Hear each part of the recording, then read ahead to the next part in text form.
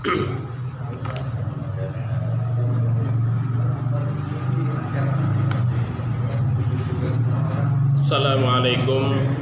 warahmatullahi wabarakatuh.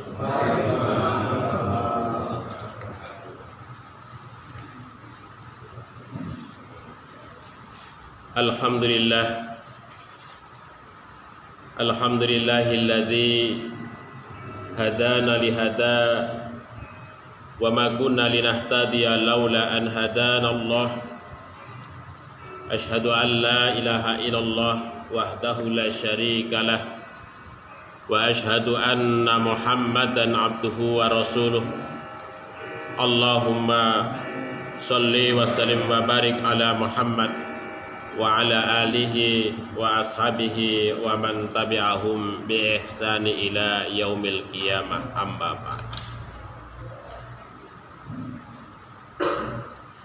Ingkang kawula hormati para pinisepuh, para ustadz lan ustadzah, bapak-bapak, ibu-ibu, hadirin wal hadirat, dan adik-adik remaja yang insyaallah semuanya diberkahi, dirahmati oleh Allah Subhanahu wa taala. Alhamdulillah, puji dan syukur senantiasa kita panjatkan kehadirat Allah atas segala nikmat yang Allah berikan kepada kita bersama. Mudah-mudahan sholawat serta salam senantiasa dicurahkan oleh Allah kepada junjungan kita, teladan kita, Nabiullah Muhammad sallallahu alaihi wasallam. Mudah-mudahan juga melimpah kepada keluarganya, sahabatnya, dan juga kita semua sebagai umatnya yang insya Allah setia dengan sunnahnya. Bapak Ibu yang dirahmati oleh Allah Subhanahu wa taala, pada kesempatan malam hari ini kita masih meneruskan tentang tema sabar ya. Nah, dalam kesempatan kali ini di dalam babus sabr ada beberapa hadis yang terkait dengan sabar dalam melaksanakan amanah dan sabar dalam mengekang amarah.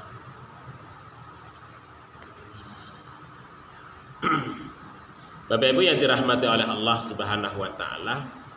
Nah, kalau kemarin kita rujuk kepada definisi kesabaran itu kan, makna kesabaran itu khalifah begitu.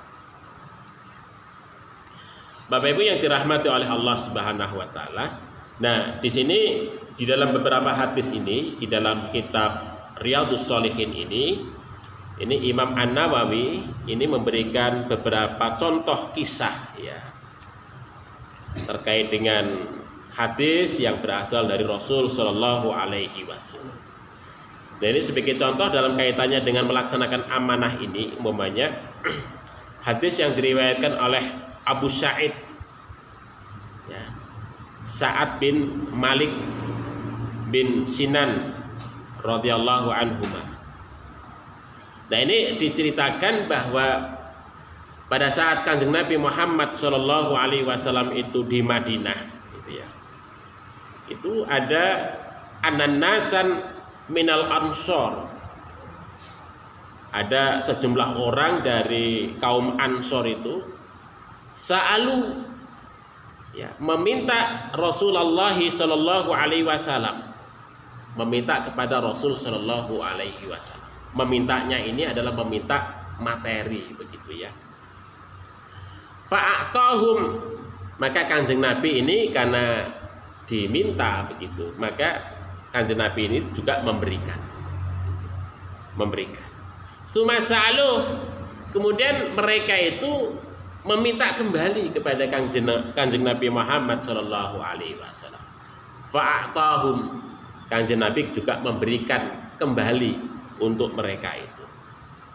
Kemudian dalam hadis ini diceritakan hatta nafida ma'indihi, sehingga kemudian apa yang dimiliki oleh Kanjeng Nabi itu entek habis. Diminta berikan, minta, berikan sampai entek. Jadi Kanjeng Nabi nggak memiliki apa-apa itu. Mana fida ma'indah ya. Faqala lahum hina anfaqa kulla syai'in biyadihi. Kemudian Kanjeng Nabi Muhammad sallallahu alaihi wasallam menika ngendika lahum terhadap mereka hina anfaqa kulla syai'in biyadi, ketika memberikan dengan tangannya itu kepada mereka sambil menyatakan ma yakun indi min khairin falan adkhirahu ankum. Ma yakunu indi, tidak lagi tersisa ya, bagiku min khairin dari harta, falan adkhirahu, dan aku tidak lagi menyimpannya, ankum, dari kalian semua.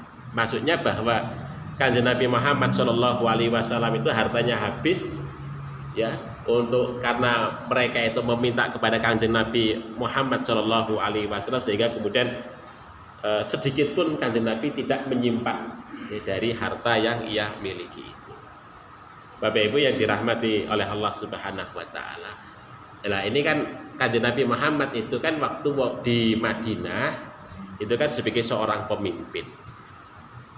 Seorang pemimpin tentu kemudian ketika sebagian orang-orang Ansor yang miskin, yang tidak punya itu, ketika mereka itu tidak memiliki harta untuk mencukupi kebutuhannya, tentu memintanya kepada pemimpin, terutama dalam hal ini adalah kepada Kanjeng Nabi Muhammad Shallallahu Alaihi Wasallam.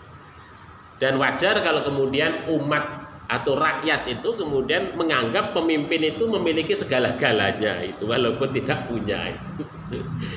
Nah itu termasuk Kanjeng Nabi ini dianggapnya orang-orang Ansar ini menganggap Kanjeng Nabi sugih gitu ya, punya memiliki segala-galanya.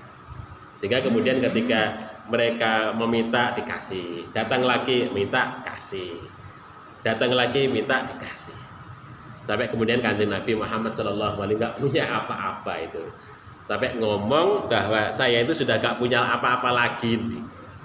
Sudah habis, sudah saya berikan untuk kalian semua. Itu Kanjeng Nabi Muhammad Shallallahu Alaihi Wasallam begitu. Nah itu begitu dermawannya Kanjeng Nabi Muhammad kepada umatnya pada zaman itu. Jadi, kemudian Kanjeng Nabi Muhammad Shallallahu Alaihi Wasallam itu juga berpesan kepada mereka itu. Pesannya ngeten iki Bapak Ibu. Jadi wa may yasta'fif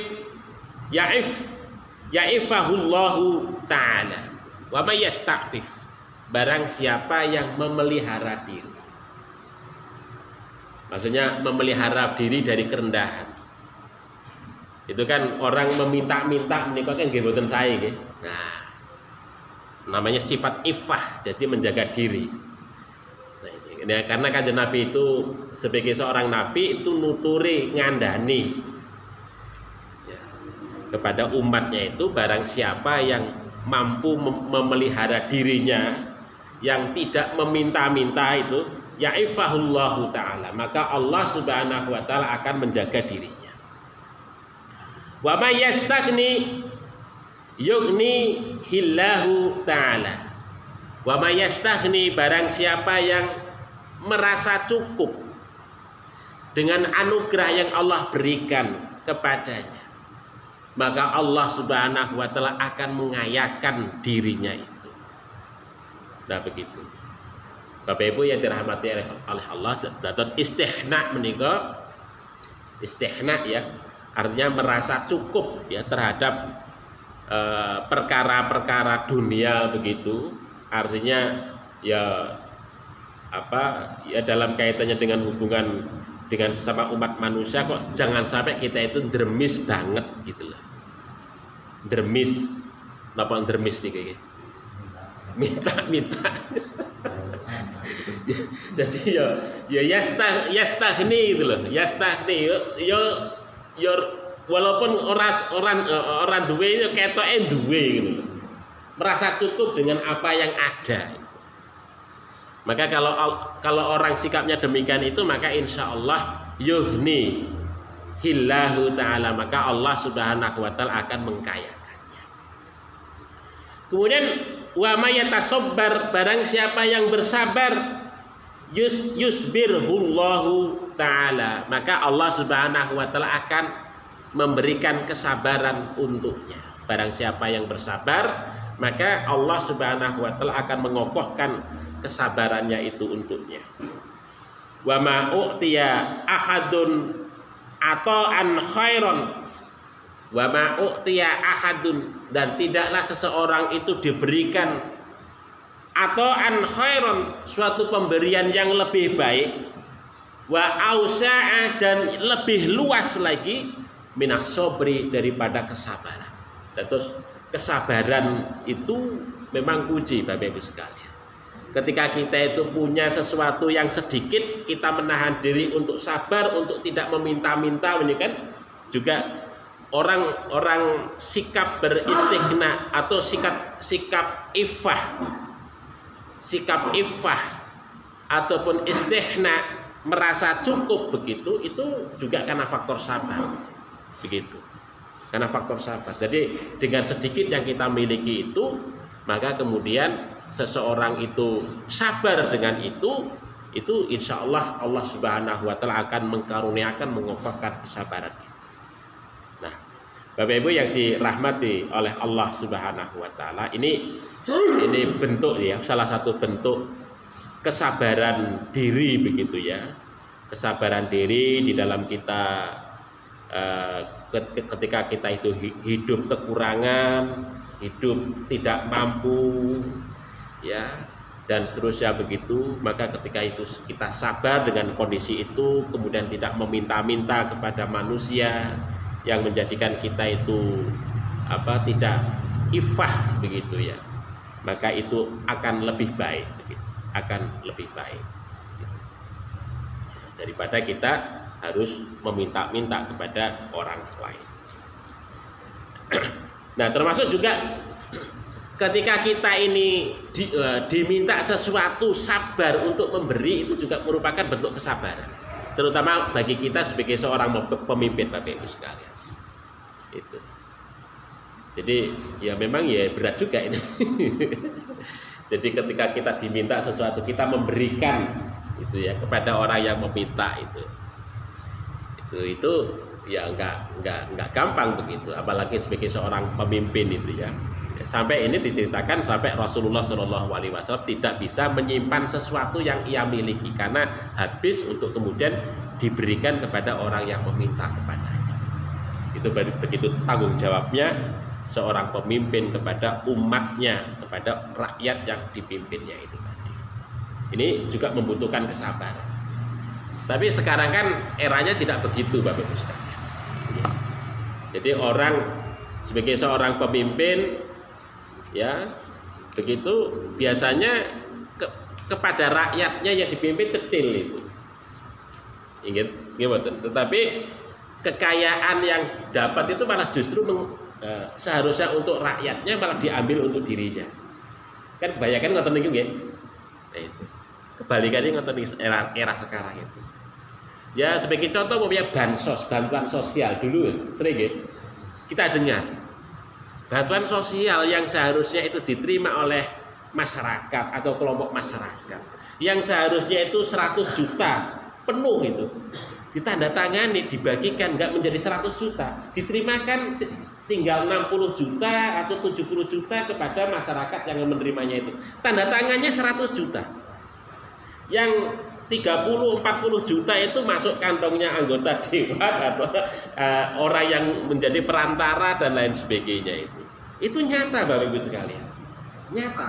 Dan kalau kita itu nggak mau tanda tangan yang nilainya 100 juta kemudian kita terimanya 60 juta atau 70 juta, kita nggak dapat bantuan, kan aneh itu kan. Nah, itu. Jadi pemimpin justru malah ngambil dari yang seharusnya dikasihkan kepada rakyat, kepada masyarakat itu. Begitu. Ini kebalikan dari apa yang dilakukan oleh Kanjeng Nabi. Kanjeng Nabi sampai harta saja nggak punya, gitu ya. Karena tanggung jawabnya itu tadi diminta kasih, diminta kasih, diminta kasih. Dan ngomong hartaku habis saat ini. Begitu. Itu Kanjeng Nabi Muhammad Sallallahu Alaihi Wasallam. Bapak Ibu yang dirahmati oleh Allah. Kemudian yang kedua, hadis yang kedua itu, ya. Nah ini cerita pada saat perang Hunain, Bapak Ibu sekalian. Ini perang Hunain menika adalah perang yang terjadi pada saat setelah Fathu Makkah. Perang Hunain itu adalah perang pasukan Rasulullah Shallallahu Alaihi Wasallam dengan suku Hawazin dan dan Taif, ya, suku Hawazin dan Taif. Itu Hunain itu dinamakan Hunain karena terjadinya itu di lembah Hunain antara Mekah dan Taif, begitu ya, antara Mekah dan Taif. Itu pada tahun ke-8 Hijrah. Setelah Fathu Mekah. Nah, itu diceritakan bahwa pasukan Kanjeng Nabi Muhammad Shallallahu Alaihi Wasallam itu sekitar 12.000, 10.000 itu dari pasukan yang berasal dari Madinah pada saat Fathu Mekah itu. Kemudian ditambah 2.000 orang-orang yang baru masuk Islam di Mekah, ikut serta bersama Rasulullah. Sementara orang-orang Hawazin dan suku Taif itu ada sekitar 20.000, diceritakan ada sekitar 30.000 orang. Nah begitu. Nah pada saat di lembah Hunain itulah yang kemudian pasukan Rasulullah dihadang, begitu. Dan pada saat-saat awal itu memang pasukan yang di depan itu mengalami kekalahan dan banyak lari. Tetapi karena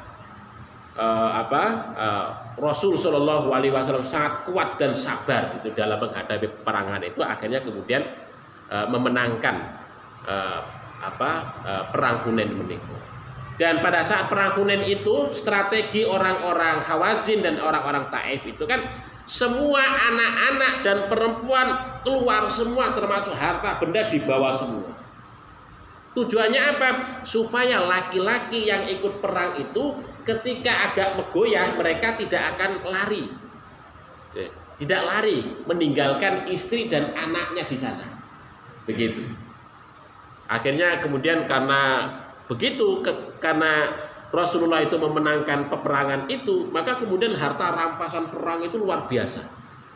Karena secara otomatis apa yang dibawa oleh orang-orang Hawazin, oleh orang-orang Taif itu tadi di medan perang itu tadi, ketika mereka kalah, secara otomatis mereka jatuh di tangan pasukan Rasul Shallallahu Alaihi Wasallam. Nah, termasuk umumnya mereka itu yang tertawan itu sekitar 6.000 orang itu tertawan, ya, tertawan. Yang kemudian nanti ditebus dengan berbagai tebusan begitu kepada Rasul Shallallahu Alaihi Wasallam. Nah, pada saat perang Hunain ini, Bapak Ibu sekalian, itu kan ngeten iki critanipun. Lama kana yauma Hunaini, ya. Walama kana yauma Hunain, pada saat hari peperangan Hunain itu atau setelah peperangan Hunain itu terjadi, asara Rasul sallallahu alaihi wasallam nasan fil qismah. Rasulullah sallallahu alaihi wasallam itu ketika mendistribusikan hasil rampasan perang itu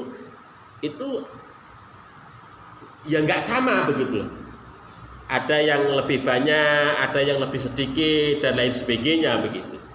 Jadi begitu. Jadi asar Rasul Shallallahu Alaihi Wasallam, Rasulullah itu melebihkan nasan kepada manusia fil kismati di dalam pembagian. Fa'atul Aqra bin Habis mi'ata minal ibil. Rasul Shallallahu Alaihi Wasallam memberikan Aqra bin Habis itu sebanyak 100 onta. Wa'ata Uyainata bin Hisin misla zalik. Demikian juga Rasulullah Shallallahu Alaihi Wasallam memberikan kepada Uyainah bin Hisin itu juga 100 onta. Wa'ata nasan min ashrafil Arab. Dan kemudian juga Rasulullah Shallallahu Alaihi Wasallam memberikan kepada bangsawan-bangsawan Arab, maksudnya Quraisy di sana adalah juga demikian itu. Wa asarahum yaumaitin fil qismah, dan melebihkan pemberian itu kepada mereka itu. Nah, kemudian ada seseorang yang ikut perang itu bersama Rasulullah itu agak cemburu dengan model pembagian yang dilakukan oleh Kanjeng Nabi Muhammad Shallallahu Alaihi Wasallam.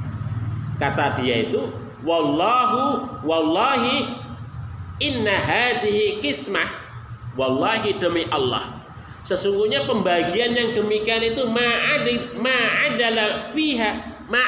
fiha, maka pembagian yang demikian itu adalah tidak adil menurut si laki-laki tersebut. Menurut perspektif orang ini, bahwa yang namanya adil itu bahwa pembagian harta rampasan perang itu harus dibagi rata. Jadi yang pokoknya yang ikut serta itu yo dibagi rata begitu. Tetapi seorang pemimpin kan tidak begitu. Jadi seorang pemimpin itu melihat dari peran dari masing-masing orang. Jadi tidak sama. Pemimpin pasukan tentu berbeda dalam mendapatkan harta rampasan perang. Demikian juga pemimpin suku yang ikut serta tentu akan berbeda dengan orang yang bukan pemimpin suku. Karena pemimpin suku itu berperan dalam rangka untuk mengkonsolidasikan suku yang di bawahnya itu untuk ikut serta di dalam peperangan itu. Nah begitu. Maka Rasulullah SAW itu membagi itu berdasarkan peran, ya, peran masing-masing tokoh di dalamnya itu tadi, sehingga kemudian nampaknya kok tidak rata. Seperti Al-Aqra itu dikasih 100 ekor unta, seperti Uyainah bin Husain itu dikasih 100 ekor unta dan lain sebagainya, sementara yang lain tidak begitu. Sehingga kemudian ada protes dari seseorang yang ikut berperang bersama Rasul Shallallahu Alaihi Wasallam. Karena adil dalam pengertian orang ini dimaksudkan harus dibagi rata. Sementara kalau Rasulullah itu kan memaknai adil itu adalah berdasarkan peran, fungsi, ya, dari di dalam peperangan itu tadi.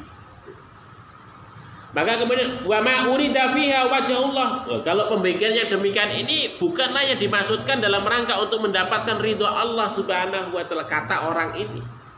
Fakultu, maka si Ibnu Mas'ud ini, sahabat Rasulullah Shallallahu Alaihi Wasallam ini, mendengar celotehan orang ini, ya, kemudian dia berkata, fakultu wallahi demi Allah, la ukhbiranna Rasul Shallallahu Alaihi Wasallam, maka sungguh aku akan menceritakan ini kepada Rasul Shallallahu Alaihi Wasallam. Fa'ataitu, kemudian aku mendatangi Kanjeng Nabi, fa'ahbartuhu, kemudian aku menceritakan kejadian itu kepada Kanjeng Nabi Muhammad Shallallahu Alaihi Wasallam. Dan terus celotehan orang yang ikut perang itu didengar oleh Ibnu Mas'ud. Ibnu Mas'ud baru kemudian menceritakan kepada Kanjeng Nabi Muhammad Shallallahu Alaihi Wasallam. Kemudian fataghayyara wajhu, maka dengan cerita Ibnu Mas'ud menika, Kanjeng Nabi Muhammad Shallallahu Alaihi Wasallam wajahnya berubah. Maksudnya yo menahan emosi terhadap kejadian itu, ya. Wajahnya berubah menunjukkan ketidaksukaannya itu. Katakan kasor, seolah-olah Kanjeng Nabi Muhammad Shallallahu Alaihi Wasallam itu ya menolak terhadap aduan ataupun celotehan orang yang menganggapnya itu berlaku tidak adil di dalam pembagian harta rampasan perang itu tadi. Sumakal, kemudian Kanjeng Nabi Muhammad Shallallahu Alaihi Wasallam itu bersabda, faman ya'dil, kalau begitu siapa yang adil lagi, gitu kan? Siapa yang mampu berbuat adil lagi? Idza lam ya'dilillahu wa rasuluh, sekiranya Allah dan Rasulnya saja dituduh tidak bisa berlaku adil. Itu Kanjeng Nabi Muhammad Shallallahu Alaihi Wasallam. Siapa yang mampu berbuat adil lagi? Wong Allah, Rasul dan Allahnya saja, Allah dan Rasulnya saja itu dianggap sebagai tidak adil di dalam hal pembagian. Maka kemudian Rasulullah Shallallahu Alaihi Wasallam bersabda, sumakal yarhamullahu Musa, Allah Subhanahu Wa Taala merahmati Musa, ya, qad udhiya bi aktsara min hadza, yang mana dia itu telah disakiti lebih daripada ini. Maksudnya disakiti hatinya lebih daripada itu. Fasobaro, maka kemudian dia itu bersabar. Ya, bersabar. Nah, Musa saja bersabar, maksudnya begitu. Apalagi kok saya, Kanjeng Nabi mungkin sergahnya begitu. Ya, Sayyidina Musa saja bisa bersabar. Ya, kayak yang dikenal siapa namanya? Kanjeng Nabi Musa itu kan dikenal sebagai seorang nabi yang kurang sabarnya.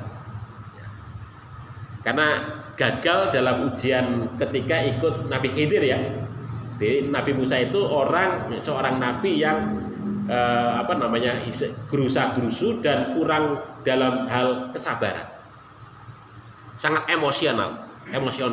Makanya kemudian Nabiullah Musa menika ketika berbicara dengan siapa saja pasti ditemani oleh Nabi Harun alaihissalam. Karena apa? Nabi Harun menika bahasanya bagus, bahasanya halus, tidak gerusa-gerusu. Berbeda dengan Nabiullah Musa alaihissalam. Yang Nabiullah Musa menika kurang dalam hal itu. Maka Kanjeng Nabi menyatakan begitu karena apa? Karena qad udhiya bi aktsara min hadza fasabar. Nabiullah Musa saja yang mudah emosi saja bisa bersabar, apalagi kok saya, kira-kira begitu loh. Seharusnya saya lebih bisa bersabar lagi dengan ujian yang demikian itu. Fakultu, maka kemudian Ibnu Mas'ud menika nggih rada getun juga itu. Ada rintian begitu kok diceritakan kepada Rasulullah menjadi tahu itu juga dia getun juga itu. Beliau menyatakan begitu, la jarama la arfa'u ilaihi ba'da hadisan. Kalau begitu saya gak akan pernah cerita lagi lah kepada Rasulullah kalau ada sesuatu yang kira-kira beliau tidak sukai lah begitu. Karena menyebabkan beliau juga menjadi agak marah dengan kejadian yang demikian itu. Nah, ini Bapak Ibu yang dirahmati oleh Allah Subhanahu wa taala. Memang ini menjadi pemimpin itu memang rada angel. Butuh kesabaran betul itu. Ketika membagi sesuatu itu kan kelihatannya ada kelebihan, kok itu agak banyak sementara saya sedikit, itu sudah dicurigai. Itu kan dicurigai tidak adil dan lain sebagainya. Itu padahal itu pembagian Rasul Shallallahu Alaihi Wasallam yang demikian itu adalah dalam rangka untuk juga kepentingan kemaslahatan, bukan dalam rangka untuk mengutamakan orang per orang itu tidak, tetapi berdasarkan peran dari masing-masing orang di dalam peperangan itu. Bapak Ibu yang dirahmati oleh Allah Subhanahu wa taala. Kemudian hadis yang ketiga itu di sini diceritakan Ani bin Mas'udin radhiyallahu anhu, dari sahabat Ibnu Mas'ud juga, anna Rasul sallallahu alaihi wasallam, bahwasanya Rasul sallallahu alaihi wasallam itu juga bersabda, innaha satakunu ba'di asaratan. Sesungguhnya satakunu ba'di, setelah nanti, maksudnya setelahku, maksudnya setelah Rasul sallallahu alaihi wasallam itu tidak ada asarah. Maksudnya adalah asaroh itu adalah orang yang mengutamakan kepentingannya pribadi. Akan ada kejadian bahwa ada orang yang lebih mengutamakan kepentingannya pribadi daripada kepentingan orang banyak ataupun hak-hak orang yang lain. Wa umurun tungkirunaha, dan perkara yang seharusnya wajib ditunaikan, dilakukan itu tungkirunaha, kalian ingkari, kalian tidak lakukan itu. Nah, kemudian setelah Rasulullah menyatakan demikian itu, qalu, para sahabat itu bertanya, ya Rasulullah, fama ta'muruna, wahai Rasulullah, kalau ada kejadian yang demikian itu kira-kira apa yang engkau perintahkan kepada kami semua, wahai Rasulullah? Maka Rasulullah Shallallahu Alaihi Wasallam menika bersabda, tu'addu dal haqqal ladzi alaikum, tunaikanlah ya hak-hak alladzi alaikum, yang kalian itu bertanggung jawab, memiliki tanggung jawab untuk itu. Jadi kalau ada hak yang mana kita itu bertanggung jawab untuk itu, maka harus kita tunaikan tanggung jawab itu dengan baik. Wa tas'alunallaha alladzi alakum, dan mintalah kepada Allah Subhanahu wa taala terhadap hak yang memang menjadi hak kalian. Jangan sampai kok kemudian mengambil hak orang lain yang bukan menjadi hak kita. Tapi mintalah kepada Allah, yaitu hak kita yang itu menjadi bagian daripada hak, memang menjadi bagian hak daripada kita. Nah, Bapak Ibu yang dirahmati oleh Allah Subhanahu wa taala, memang ya pada dasarnya manusia itu memang kebanyakan itu adalah mementingkan ini, ya kepentingan pribadi begitu. Itu pada umumnya begitu. Ya, pada umumnya begitu. Ya. Tetapi agama itu mengajarkan tidak boleh begitu. Ya. Karena apa? Karena mementingkan urusan pribadi itu nantinya akan berdampak kepada pelanggaran terhadap hak-hak orang lain. Begitu. Ini banyak ya manipulasi, korupsi, ya yang disebut dengan ya KKN itu ya, nepotisme dan lain sebagainya itu terjadi karena faktor lebih mementingkan urusan pribadi daripada hak yang harus ditunaikan kepada orang lain. Nah, ini membutuhkan kesabaran ini Bapak Ibu sekalian. Kemudian yang keempat, hadis yang keempat itu adalah terkait dengan ini Bapak Ibu sekalian. Ya, terkait dengan masalah kompetensi ya. Melihat kompetensi orang gitu ya. Seorang pemimpin melihat kompetensi seseorang.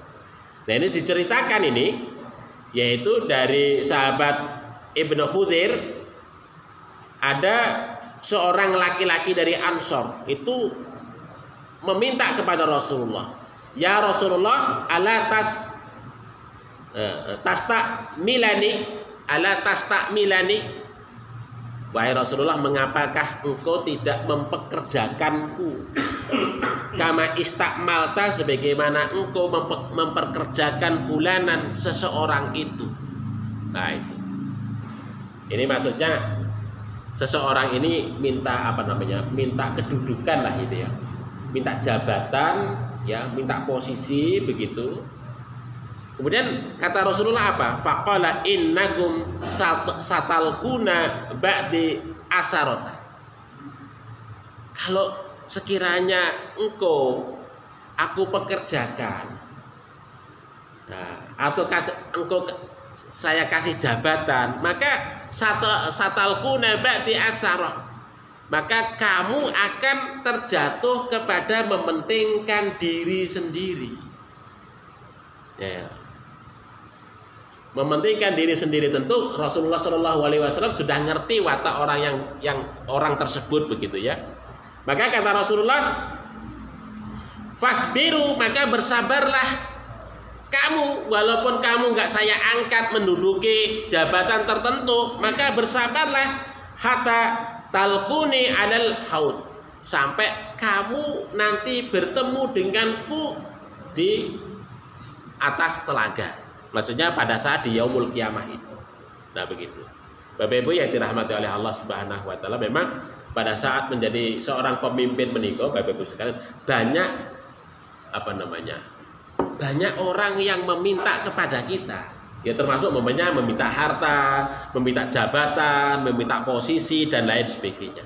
Ya, dalam hal meminta posisi ini Bapak Ibu sekalian, ini seorang pemimpin sebagaimana dicontohkan oleh Rasulullah Shallallahu Alaihi Wasallam itu, Rasulullah tidak sembarangan, tetapi melihat kompetensi. Kalau seseorang itu memang tidak kompeten, Rasulullah menyatakan kamu ini nggak mampu. Nah, begitu. Tetapi kalau melihat ada seseorang yang berkompeten, maka Rasulullah akan mengangkatnya untuk menduduki sesuatu itu. Apakah sebagai seorang panglima perang, atau sebagai apa dan lain sebagainya begitu. Nah, ini Rasulullah Shallallahu Alaihi Wasallam itu ketika mengangkat seseorang itu adalah melihat kompetensinya itu tadi. Nah, kalau sekarang kan modelnya kan pakai tes gitu. Jadi sebelum menjabat sesuatu itu dites dulu, kira-kira mampu enggak, kira-kira begitu. Dites pakai wawancara atau berdasarkan riwayat pekerjaannya, baru seseorang itu kemudian dikasih kedudukan, dikasih kesempatan untuk menjabat sesuatu itu. Ini saya kira ya bagus ya dalam konteks sekarang ini lebih tertata secara baik. Nah, ini yang dilakukan oleh Rasul Shallallahu Alaihi Wasallam. Kalau tidak begitu, Bapak Ibu sekalian, ya dikhawatirkan ada unsur KKN itu tadi. Kalau tidak melihat kompetensinya itu tadi, jadi keluarganya minta sesuatu, diangkat keluarganya dan lain sebagainya, itu bisa menjadi bubrah. Sistem itu menjadi bubrah. Nah, ini salah satu bentuk kesabaran yang dilakukan oleh Rasul Shallallahu Alaihi Wasallam, itu ngomong secara terang kepada orang yang bersangkutan. Kalau sekarang orang itu ada berapa orang yang melamar, yang lulus itu berapa, diumumkan. Kalau sekarang kan modelnya gitu ya, diumumkan secara transparan kriterianya apa. Nah itu nggak tiba-tiba kok menduduki jabatan ini tanpa nggak ada seleksi, nggak apa, tiba-tiba kok diangkat ini kan membuat kecemburuan itu kan. Tetapi kalau ada ada kompetisi, ada seleksi dan lain sebagainya, diumumkan yang memang layak dan lain sebagainya, itu salah satu model transparan, bentuk transparansi kepemimpinan itu dilakukan oleh negara, oleh pemerintahan begitu. Nah, ini yang dilakukan oleh Kanjeng Nabi Muhammad Shallallahu Alaihi Wasallam. Ya karena banyak orang yang pengen, gitu kan. Ya diangkat menjadi seorang panglima perang itu kan dia kepengin, kebanggaan itu. Tapi tidak setiap orang kan mampu itu. Nah, diangkat sebagai seorang amil, pemungut zakat itu kan kebanggaan. Tapi tidak semua orang mampu. Jadi Rasulullah melihat kompetensi dari masing-masing orang yang bersangkutan itu, tidak sembarang. Bapak Ibu yang dirahmati oleh Allah Subhanahu wa taala. Kemudian juga kesabaran dalam mengekang marah. Nah, ini juga sangat penting sekali Bapak Ibu sekalian. Ini terkait juga uji kesabaran juga kepada kita bersama begitu. Kalau kita rujuk di dalam beberapa hadis yang dibawakan oleh Imam An-Nawawi, ini ada beberapa hadis yang saya sertakan di sini itu ya. Ya, bahwa dalam hadis yang diriwayatkan oleh Abu Hurairah itu bahwa yang namanya kesabaran itulah yang dimaksudkan orang yang yang mampu menguasai marah, itulah yang disebut dengan orang yang sabar itu ya. Laisa sadidu bisyur'ah, tidaklah orang yang kuat itu adalah orang yang yang bisa bergulat, memenangkan pergulatan itu. Innamas syadid alladzi yamlaku nafsahu indal ghadab. Tetapi orang yang kuat jiwanya itu adalah orang yang mampu menguasai dirinya ketika dia itu marah. Yamlik nafsah, yaitu dengan ungkapan lain adalah sabar atau habsun nafs.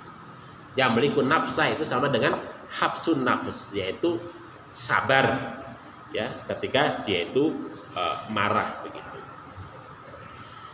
Kemudian hadis yang lain juga ini di sini menceritakan, yang diriwayatkan dari sahabat Sulaiman bin Surdin radhiyallahu an.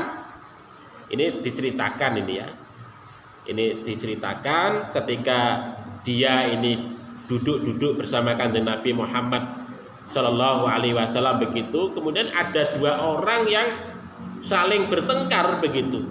Ya, saling bertengkar. Wa ahaduhuma qad ahmara wajhuhu. Ya, salah satunya itu adalah wajahnya itu sudah nampak merah sekali, menunjukkan bahwa dia itu sudah sangat marah sekali. Wan tafahat audajuhu, urat-urat lehernya itu sudah nampak. Nah, kalau marah itu kan urat lehernya nampak jelas itu. Nah, kemudian karena Kanjeng Nabi Muhammad SAW melihat situasi dua orang itu bertengkar begitu kerasnya itu tadi, maka Rasul SAW menyatakan kepada si Sulaiman itu tadi, la inni la'alama kalimatan, sungguh aku mengetahui satu kalimat, lau qalaha, sekiranya kalimat itu diucapkannya, la zahaba anhu ma yajid, maka sungguh akan hilanglah apa yang ia hadapi itu tadi. Maksudnya yang kemarahan yang sedang ia hadapi itu tadi. Apa itu? Lauqala, sekiranya dia itu mengatakan a'udzubillahi minasyaitonir rajim. Aku berlindung kepada Allah Subhanahu wa taala dari setan yang terkutuk atau setan yang terajam itu. Zahaba minhu mayajid, maka kemarahan yang ia dapatkan itu maka akan hilang. Nah, ini Kanjeng Nabi Muhammad Shallallahu Alaihi Wasallam. Setelah Kanjeng Nabi Muhammad menyatakan itu kepada Sulaiman bin Sordin itu tadi, maka kemudian Sulaiman bin Sordin itu menyampaikan kepada dua orang yang sedang marah itu tadi, yang sedang bertengkar itu tadi. Apa kata Sulaiman? Inna Nabiya Shallallahu Alaihi Wasallam qala, sesungguhnya Kanjeng Nabi Muhammad Shallallahu Alaihi Wasallam bersabda, ta'awad billahi minasyaitonir rajim. Berlindunglah kamu ya dari setan yang terkutuk. Maksudnya minta perlindungan kepada Allah Subhanahu wa taala pada saat sedang marah itu tadi. Ini satu satu amalan penting bagi kita Bapak Ibu sekalian. Kalau kita itu sedang marah atau sedang menghadapi kemarahan, maka dianjurkan kita itu untuk ta'awud, yaitu membaca a'udzubillahi minasyaitonir rajim. Fa insyaallah kemarahan yang ada di dalam hati kita yang menguasai jiwa kita, Pak, insya Allah akan segera lenyap. Kalaupun itu kok tidak mampu, dalam hadis lain diceritakan, maka ya dengan cara berwudu, ya, dengan cara berwudu. Dengan cara berwudu pun kok tidak bisa, maka harus kemudian dengan cara duduk. Kalau kita sedang berdiri, maka kemudian duduk. Kalau duduk pun masih rasa marahnya itu masih timbul, maka harus dengan berbaring tidur begitu. Itu dalam hadis lain diceritakan.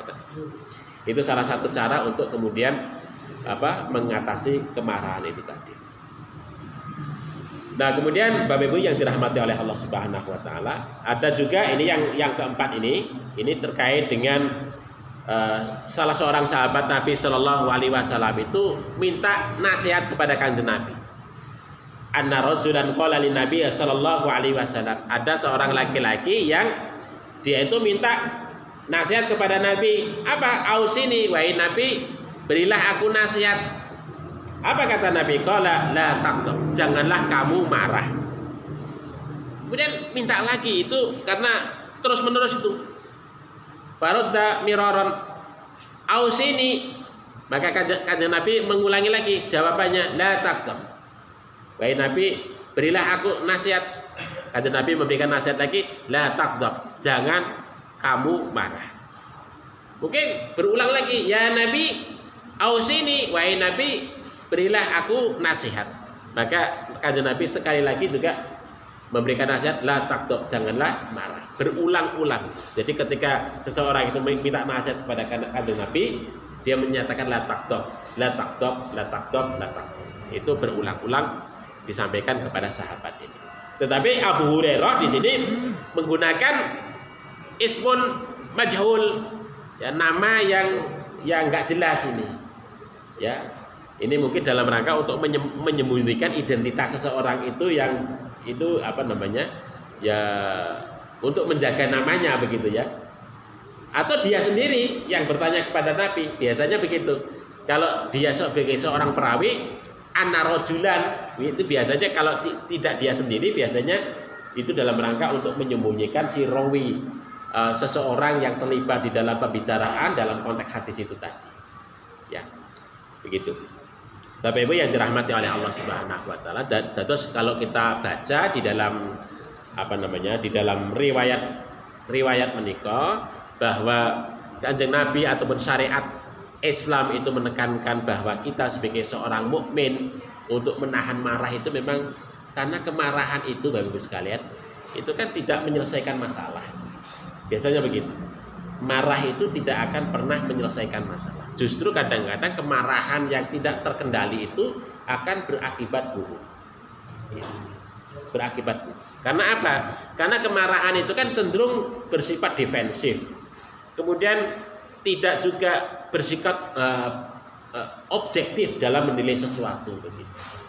Sehingga kemudian kemarahan kalau muncul tanpa dikendalikan itu maka akan berdampak buruk ya, baik kepada dirinya ataupun kepada pihak yang kemudian menjadi objek kemarahan itu tadi.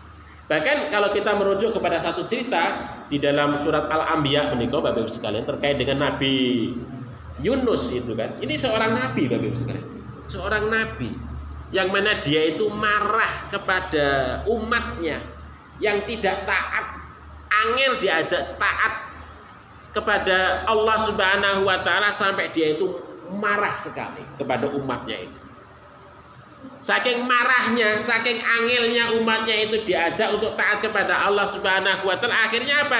Dia marah sekali pergi meninggalkan umatnya. Nah, dikiranya perginya Nabi Yunus alaihissalam dari umatnya itu bisa menyelesaikan masalah. Tidak. Itu.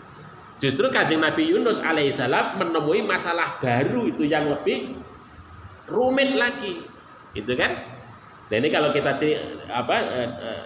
baca di dalam surat Al-Anbiya ayat 87 itu kan begitu.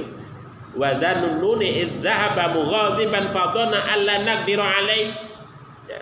Ketika Nabi Yunus alaihissalam pergi dalam keadaan marah kepada umatnya, fadhanna, dan dia menyangka alla naqdiru alaihi. Ya, kami tidak akan mempersempit jalannya. Yaitu. Maksudnya di sini Allah Subhanahu wa taala, Nabi Yunus menyangka bahwasanya Allah tidak akan mempersempit jalannya. Padahal kemudian dengan kemarahan itu, dengan perginya dia itu dari umatnya itu tadi, justru Allah Subhanahu wa taala mempersempit jalannya begitu. Yaitu apa? Fanada fi dzulumat. Nah, pada saat dia itu ditelan oleh oleh ikan hiu ya, atau ikan paus menika. Ikan paus ya, ditelan oleh ikan paus itu kan, di dalam perut ikan paus itu.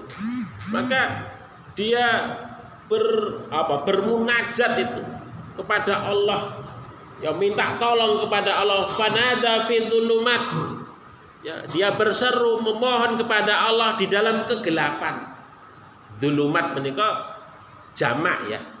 Dzulumat menika dimaksudkan adalah gelap, satu gelap di dalam perut ikan, gelap di dalam dia itu karena faktor gelap hatinya menjadi gelap karena faktor kemarahannya itu tadi, dan gelap yang ketiga itu adalah karena gelapnya malam, ya, gelapnya malam atau gelapnya pada saat ikan hiu itu di dasar lautan itu.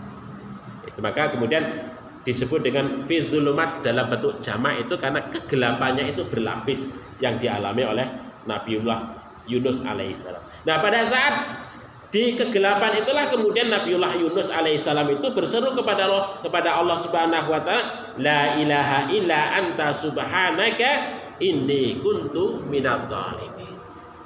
Ya Allah, tidak ada Tuhan selain Engkau, ya. Subhanaka, maha suci Engkau, inni kuntu minadh dhalimin. Sesungguhnya aku inilah orang yang dalam kezaliman, yaitu orang yang berbuat zalim, mengakui bahwasanya aku adalah orang yang berbuat zalim, berbuat aniaya. Itu kanjeng Nabi Yunus alaihissalam. Bapak Ibu yang dirahmati oleh Allah Subhanahu wa taala, ini satu cerita ya, satu cerita yang disampaikan oleh Allah Subhanahu wa taala dan nabinya Nabiullah Muhammad sallallahu alaihi wasallam terkait dengan kesabaran itu.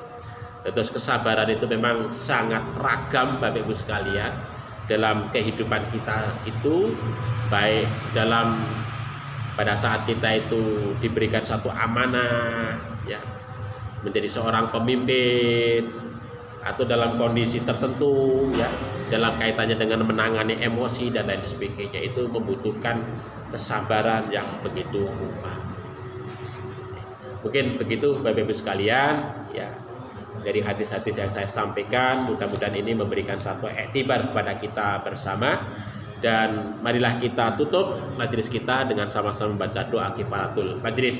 Subhanakallahumma rabbana wa bihamdika asyhadu an la ilaha illa anta astaghfiruka wa atubu ilaik. Billahi taufiq wal hidayah. Assalamualaikum warahmatullahi wabarakatuh.